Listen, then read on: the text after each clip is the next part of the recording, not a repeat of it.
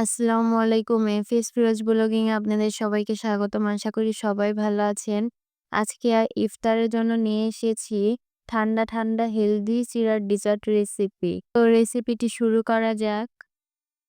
আমি প্রথমে একটি বাটিতে নিয়ে নিয়েছি পরিমাণ মতো চিড়া। চিড়াটা আমি ভিজিয়ে নেব কিছুক্ষণের জন্য। তো আমি এখানে পানি দিয়ে দিচ্ছি। রেখে দেব ৫ মিনিটের জন্য। ৫ মিনিট হয়ে গেলে আমি একটি ছাঁকনির সাহায্যে পানিটা ঝরিয়ে নেব চিড়া থেকে। আর অন্যদিকে চুলায় একটি প্যান বসিয়ে দিয়ে দিচ্ছি দুধ। দুধটা আমি জাল করে নেব। তো বলক ওঠা পর্যন্ত অপেক্ষা করতে হবে। বলক উঠে গেলে আমি এখানে দিয়ে দিচ্ছি স্বাদমতো লবণ।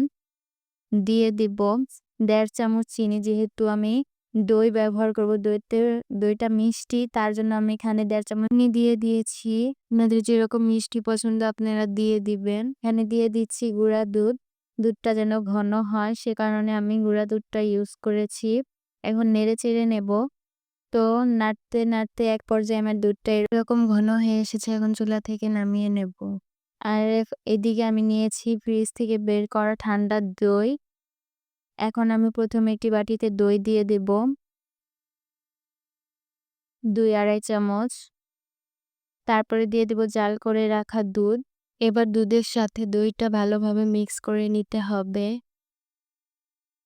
মিক্স করা হয়ে গেলে আমি এখানে অ্যাড করব ভিজিয়ে রাখা চিড়াগুলো। চিড়াগুলো আমি এখন দিয়ে দেব।